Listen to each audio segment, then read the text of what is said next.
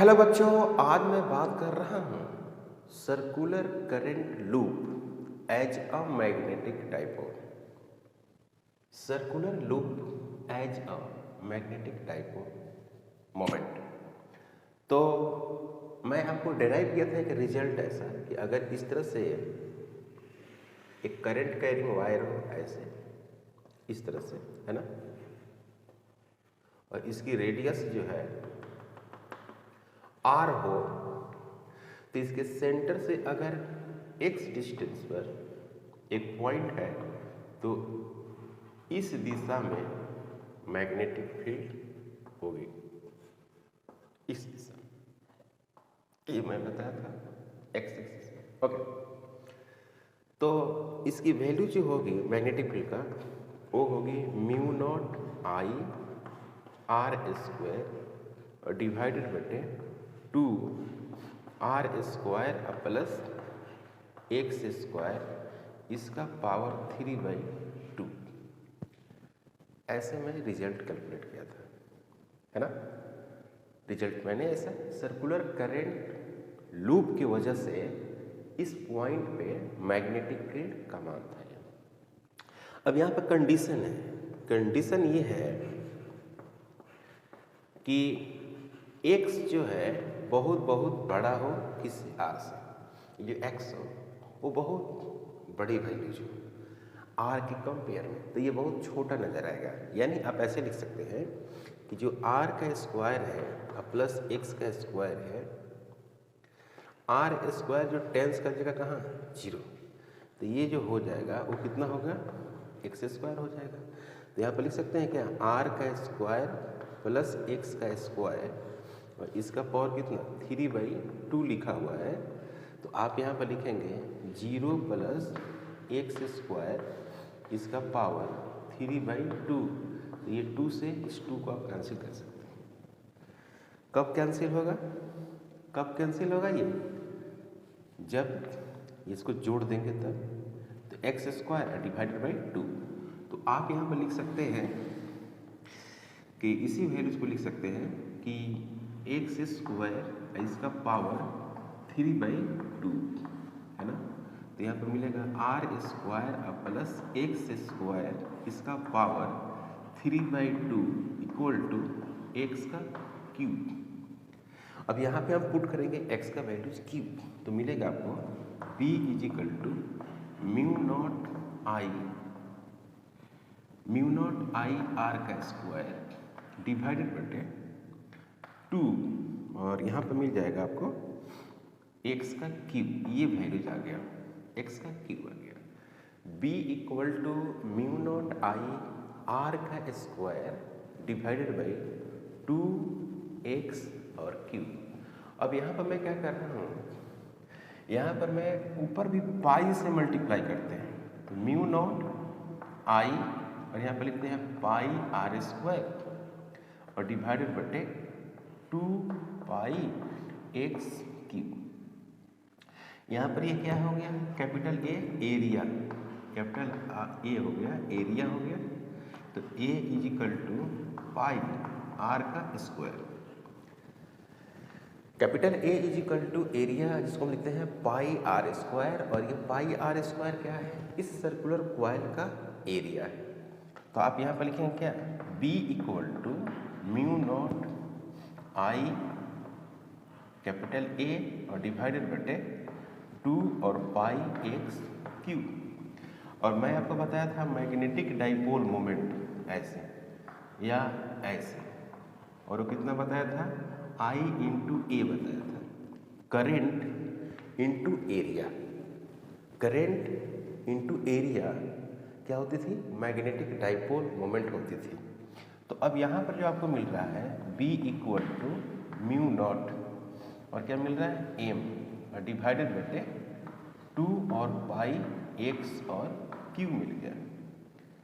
तो mu naught मिल गया आपको, और म्यू नॉट आई और डिवाइडेड बटे 2 पाई एक्स और क्यू मिल गया ना।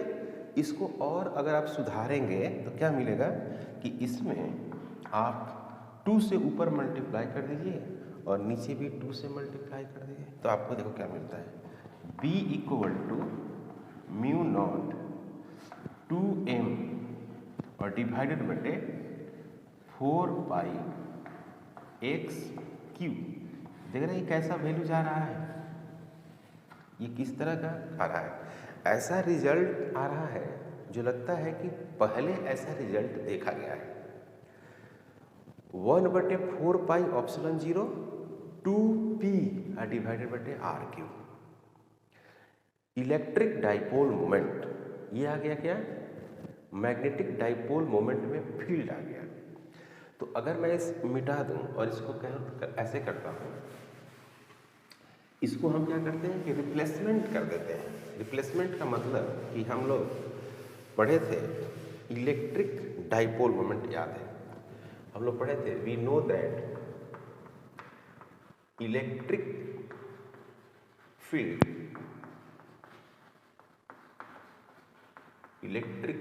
Intensity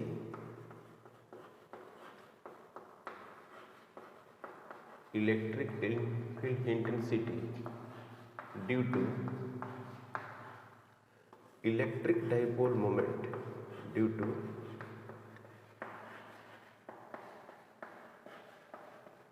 electric dipole moment. क्या पढ़े थे, E equal to 1/4 pi epsilon 0 और 2p डिवाइडेड बटे एक्स क्यूब। यहाँ भी देखें तो ऐसे ही है, म्यू 0/4 पाई कांस्टेंट है और 2m बटे एक्स क्यूब। तो मैं क्या कर रहा हूँ यहाँ पर कि सिर्फ मैं ये कह रहा हूँ कि 1 बटे जो ऑप्सिलॉन नॉट है उसको किस में लेके जा रहा है, म्यू नॉट में, सही है। और m को किस में लेके जा रहे हैं, p को लेके जा रहे हैं m में, सही है। और e को लेके जा रहे हैं किस में, b में। क्लियर है ये बात, या तो कोई डाउट नहीं है। 1 बटे ऑप्सिलॉन नॉट को म्यू 0 और p को मैग्नेटिक डाइपोल मोमेंट और यहाँ पर इलेक्ट्रिक फील्ड को मैग्नेटिक फील्ड के कन्वर्ट कर रहे हैं। क्लियर है। तो यहाँ पर मैं लिखता हूँ नाउ फॉर एक्सियल पोजीशन।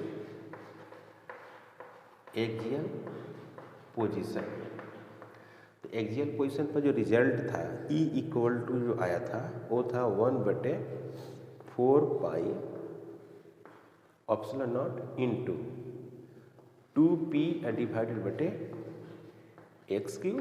तो फिर लिखेंगे क्या, b equal to 1 mu not divided बटे 4 पाई और 2m डिवाइडेड बटे आर, मतलब एक्स क्यू।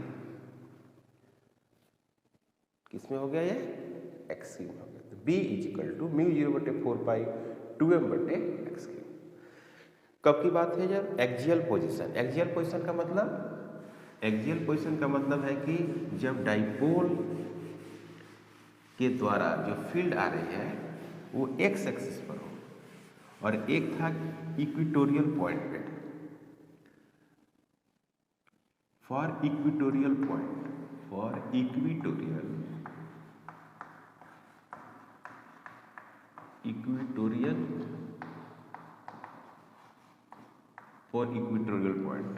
तो E इक्वल टू जो लिखते थे वो 1/4 pi epsilon not P divided बटे कितना, एक्स क्यूब। तो इसी में अगर हम मैग्नेटिक फील्ड का लिखें तो B equal to mu not divided बटे 4 पाई और यहाँ पर होगा m डिवाइडेड बटे x cube. E equal to 1/4 pi epsilon not P by x cube और B is equal to mu not 4 pi और m बटे x cube. P is equal to यहाँ पर लिखते थे हम लोग 2L इंटू क्यूब। यहाँ पर m इज इक्वल टू लिखते हैं I into A. Current into, है ना, करंट इंटू एम्पियर, जिसका मैं इसका यूनिट हम लोग लिखते थे कूलम्ब मीटर, और इसको लिखते हैं एम्पियर मीटर स्क्वायर। काफ़ी इम्पोर्टेंट रिजल्ट है, और ये तभी कंडीशन लागू होगी जब x is very very greater than क्या हो, x is very very greater than r। Ring के केस में x is very very greater than r। ये काफ़ी इम्पॉर्टेंट है, काफ़ी इम्पॉर्टेंट कंसेप्ट है। ओके, अब हम करते हैं नेक्स्ट टॉपिक की बात करते हैं, the magnetic dipole moment of revolving electron.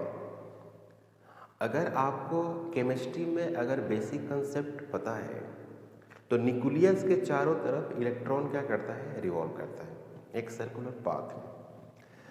तो सर्कुलर पाथ में जब इलेक्ट्रॉन रिवॉल्व करता है तो वो इलेक्ट्रॉन को आप एज्यूम करो कि किसी क्रॉस सेक्शनल एरिया से पास कर रहा है, तो उस क्रॉस सेक्शनल एरिया के पास करने के वजह से वहाँ पर इलेक्ट्रिक करंट आएगी, और वो करंट क्या करेगी, मैग्नेटिक फील्ड प्रोड्यूस करेगी। तो यहाँ पर भी क्या होगा, मैग्नेटिक डाइपोल मोमेंट की बात आएगी। जैसे मान लीजिए कि यहाँ पर आपको, यहाँ पर न्यूक्लियस है, और इस न्यूक्लियस के वजह से इलेक्ट्रॉन एक सर्कुलर पाथ में घूम रहा है, ऐसे, है ना, इस तरह से घूम रहा है। तो यहाँ पर अगर इलेक्ट्रॉन को हम देखें तो किसी क्रॉस सेक्शनल एरिया से ही पास कर रहा होगा ऐसे सर्कुलर पाथ में, इस तरह से इलेक्ट्रॉन घूम रहा है ऐसे। तो जो चार्ज है इलेक्ट्रॉन का, हम क्या मानते हैं, चार्ज जो Q है उसको हम मान लेते हैं E, और उसकी वैल्यू आपको पता है 1.6 × 10⁻⁻19 कूलम। ये भी स्पीड से चल रहा है, और ये Q है, और इसकी रेडियस क्या है, R है, रेडियस R, इस सर्कुलर पाथ का रेडियस हो गया। तो R जो हो गई R, वो हो गए रेडियस ऑफ सर्कुलर पाथ। इसको पढ़ते हैं कि जो एरिया होगी, एरिया कैपिटल A, ये हो गई आपको पाई और R का स्क्वायर। ओके, तो इसमें जब हम करंट निकालते हैं वो किस तरह से निकालते हैं, करंट पहले तो एक कंप्लीट एक रेवोल्यूशन की हम बात करते हैं। एक रेवोल्यूशन मतलब यहाँ से 4 पार्ट के लिए स्टार्ट किया और घूमते हुए फिर 4 पार्ट के लिए यहीं पे आ गए, तो हम मानते हैं कि एक रेवोल्यूशन हो गया। तो एक रेवोल्यूशन में ही करंट निकालना होगा। इसमें जो करंट आप निकालिएगा तो आपको टाइम की जरूरत पड़ेगी, तो वो टाइम कहाँ से लेंगे, 1 रिवोल्यूशन वाला लेंगे, 1 रिवोल्यूशन वाला। तो क्या लिखेंगे कि करंट इज इक्वल टू, जो करंट की वैल्यूज है वो हो गई क्या, करंट बराबर चार्ज बटे कितना, टाइम। तो 1 टाइम पीरियड की बात करेंगे, यानी I is equal to E divided बटे कैपिटल T। कैपिटल T यहाँ पर क्या है, टाइम पीरियड है, टाइम पीरियड, एक वर्ड टाइम पीरियड। फ्रीक्वेंसी, जो फ्रीक्वेंसी होगी वो होगी 1 बटे टाइम पीरियड, इसको बोलते हैं 1 बटे टाइम पीरियड होती है। तो फ्रीक्वेंसी जो F होगी वो कितनी होगी, 1 बटे T होगी। तो T इज इक्वल टू आप लिख सकते हैं 1 बटे F, ये तो एक लिख सकते हैं। तो करंट की जो वैल्यूज होगी वो फ्रीक्वेंसी के टर्म में भी लिख सकते हैं, I is equal to E divided बटे 1 बटे F। तो ये हो गई I is equal to E into F। एक तो ये बात आ जाएगी करंट। दूसरी बात ये है कि T इज इक्वल टू 2π/ω। तो I इज इक्वल टू यहाँ भी होगी E, और कैपिटल T के बदले क्या लिखेंगे, 2π/ω लिखेंगे। तो I is equal to E omega divided बटे 2π लिखेंगे। फिर लिख सकते हैं क्या, V बराबर R इंटू ओमेगा। तो ओमेगा इज इक्वल टू होगी V बटे R। ये समझ में आ रही है। यहाँ से देखो भाई, I is equal to E बटे T है, T है टाइम पीरियड, फ्रीक्वेंसी 1 बटे time period. Frequency is equal to 1/t, तो t is equal to 1/f, तो I is equal to E/1/f, इसको ऊपर भेजेंगे तो I is equal to E into f, t is equal to 2π/ओमेगा, तो I is equal to E और t के बदले 2π/ओमेगा, ओमेगा ऊपर चला गया, ये वैल्यू जा गई। ये भी वैल्यू बहुत इंपॉर्टेंट है, ये भी इंपॉर्टेंट है ना, ये भी वैल्यू बहुत इंपॉर्टेंट है। तो यहाँ पर लिखेंगे क्या कि v बराबर r into omega, omega is equal to v/r, आगे। अब इस ओमेगा को हम यहाँ पर पुट कर देंगे, तो जब ओमेगा को यहाँ पर पुट करते हैं तो हमारे पास करंट का कुछ अलग फार्मूला आ जाएगी। फार्मूला जो है करंट की अलग अलग दिखाई दे रही है, टाइम पीरियड के केस में, फ्रीक्वेंसी के केस में, ओमेगा के केस में और v के केस में। तो v बराबर r इंटू ओमेगा रखते हैं, तो I इज इक्वल टू जो हमारे पास आ रही है वो है आपको E into v divided r, और डिवाइडेड बटे कितना 2 और 5, तो I इज इक्वल टू ई भी डिवाइडेड बटे 2πr। ये काफ़ी इंपॉर्टेंट है, ये करंट हो गए करंट। अब हम क्या करना चाहते हैं कि इसी को हम मैग्नेटिक डाइपोल मोमेंट बनाना चाहते हैं, मैग्नेटिक डाइपोल मोमेंट। तो now magnetic dipole moment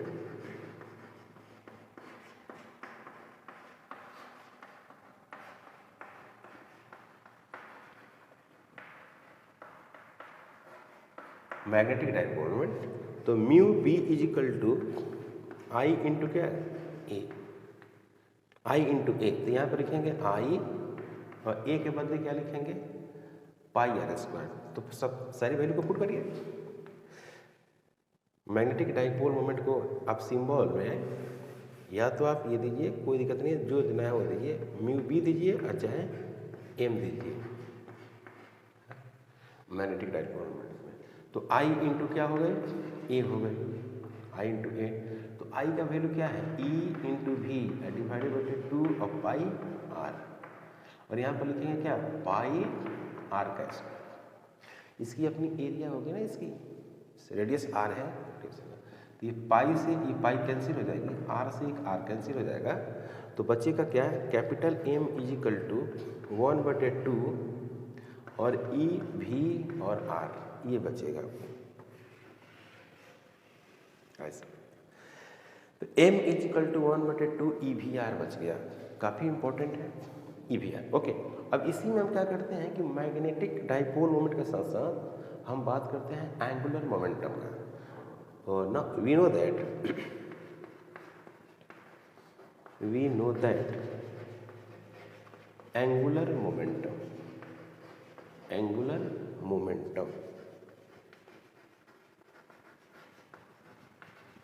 momentum जो होता है L is equal to M भी और आर होता है।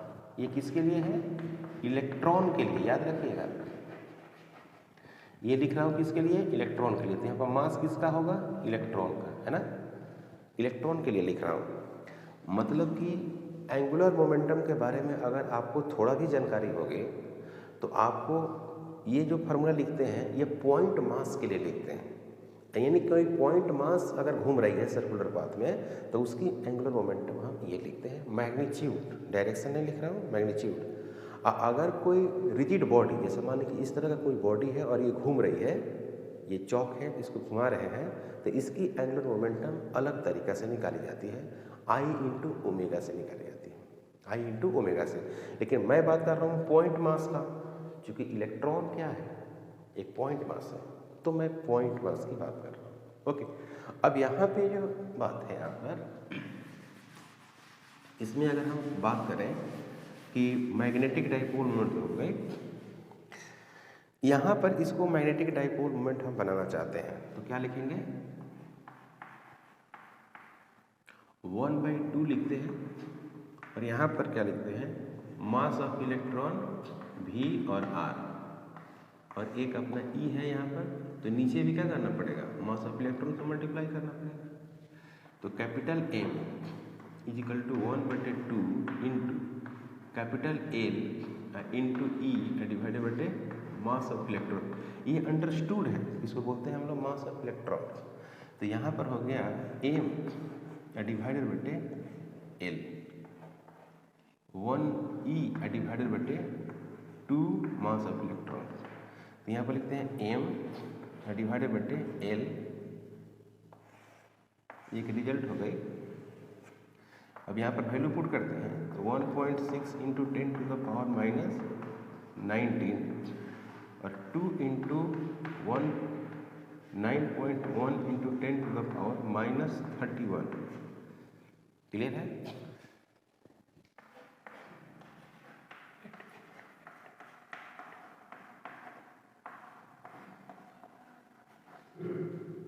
Relation between m and l आ गया। E का वैल्यू मैंने पुट कर दिया है 2me और 2 और m का वैल्यू पुट कर दिया। इसको सोल्व किया था 8.8 into 10 to the power 11, unit होगा कूलम और मास का हो गया kg। m बटे l, m बटे l, इसका नाम देते हैं हम लोग गायरो मैग्नेटिक रेशियो, इसका नाम है।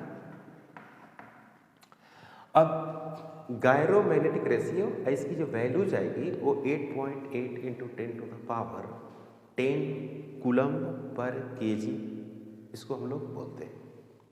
क्लियर है? अब इसी को हम किस में लेके जा रहे हैं? बोर्स मैग्नेटॉन में लेके जा रहे हैं, यानी बोर्स जो कंसेप्ट था एटम का वहां पर पहुंचा रहे हैं। बोर्स एंगुलर मोमेंटम, बोर्स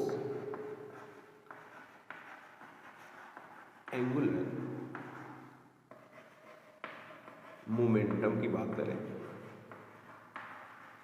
तो क्या लिखते हैं? Bohr's angular momentum L equal to जो होती है n इंटू एच डिवाइडेड बटे 2 पाई होती है ना। ये जो होती है आपको L n h बटे 2 पाई। तो इसको हम देखते हैं पुट करके वैल्यूज। n क्या है? n प्रिंसिपल क्वांटम नंबर है, क्वांटम नंबर इसको बोलते हैं, प्रिंसिपल क्वांटम नंबर इसका नाम है। और h जो है वो है क्या? Planck's constant. क्लियर है? इसको बोलते हैं हम लोग प्लांक्स कांस्टेंट h को।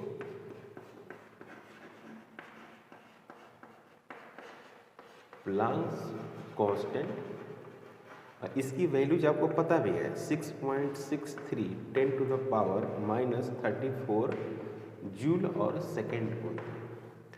पाई का वैल्यू आपको पता है 3.14 बोलते हैं। ओके, और एल जो है एंगुलर मोमेंटम है ना भाई।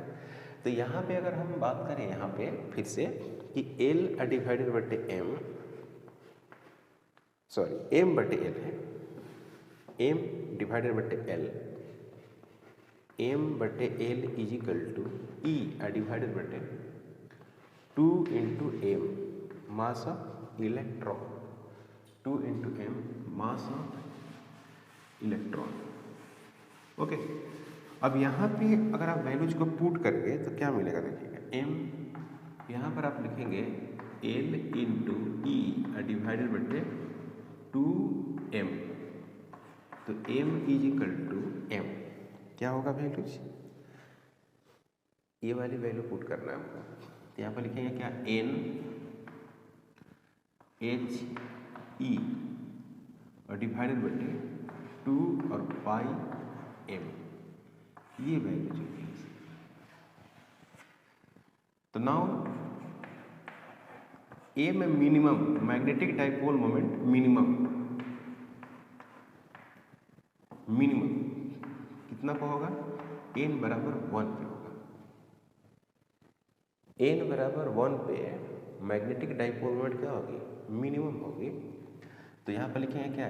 m minimum is equal to n का वैल्यू 1 रख दिया, 6.63 10 to the power minus 34 into e का value 1.6 into 10 to the power minus 19 यहाँ पर लिखेंगे 2 इंटू 3.14 इंटू 9.1 इंटू 10⁻⁻31। अब इसको आप सोल्व करेंगे तो इसका जो मिनिमम वैल्यूज आएगा वो आता है 9.27 इंटू 10⁻⁻24 एम्पियर मीटर और स्क्वायर। ये मिनिमम का वैल्यू आ गया 9.27 इंटू 10⁻⁻24 और इसको जो बोलते हैं हम लोग बोर्स मैग्नेटॉन बोलते हैं, क्योंकि बोर्स के द्वारा निकाला है। इसका नाम है बोर्स मैग्नेटॉन। तो ये बोर्ड के लिए भी इम्पोर्टेंट है, जेईई मेन और नीट के लिए भी इम्पोर्टेंट है, क्योंकि इसमें काफ़ी फार्मूला आ गया है। क्लियर है? अब इसमें एक बात करते हैं नोट में कुछ बातें ये कर रहे हैं कि अगर ये तो पॉइंट मास के लिए था, अगर आपको आ जाता है कि रॉड रोटेट करेगा तब क्या होगा इसका। तो यहाँ पर हो गया m हो गया इजिकल टू कैपिटल L, इस तरह से है। नोट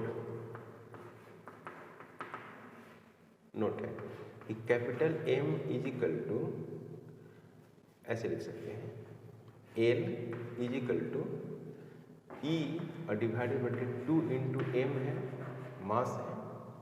तो यहाँ पर अगर रॉड हो, है ना, रिंग हो, इस तरह की बात है, तो यहाँ पर जो L होगा ना वो I इंटू ओमेगा होगा, एंगुलर मोमेंटम। I क्या है? मोमेंट ऑफ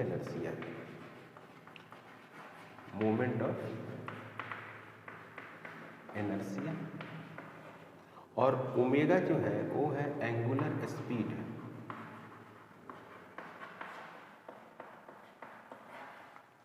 है ना। L बराबर मोमेंट ऑफ इनर्शिया, ओमेगा जो है angular speed.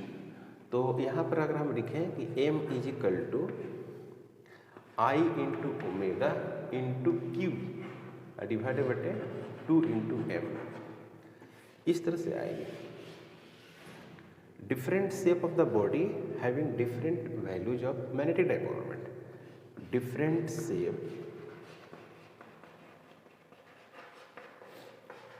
Shape of body having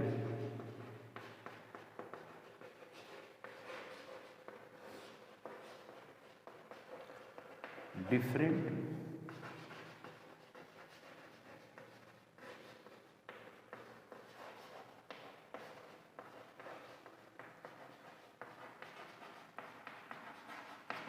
dipole moment. अलग अलग बॉडी का अलग अलग क्या होगा? मैग्नेटिक डाइपोल मोमेंट होगा। क्यों? क्योंकि उसका एंगुलर मोमेंटम होगा वो अलग अलग होगा। ओमेगा अलग हो जाता है, आई अलग हो जाएगी, मोमेंट ऑफ इनर्शिया क्या होगी? अलग हो जाएगी। That's moment of inertia. Her body का अपना अलग अलग होती है। ओके, तो आज का क्लास में यहीं पे स्टॉप करता हूँ। नेक्स्ट क्लास मिलते हैं नेक्स्ट लेक्चर के साथ। अगर आप हमारे चैनल पर नए हैं प्लीज़ सब्सक्राइब करें, शेयर करें। Thank you.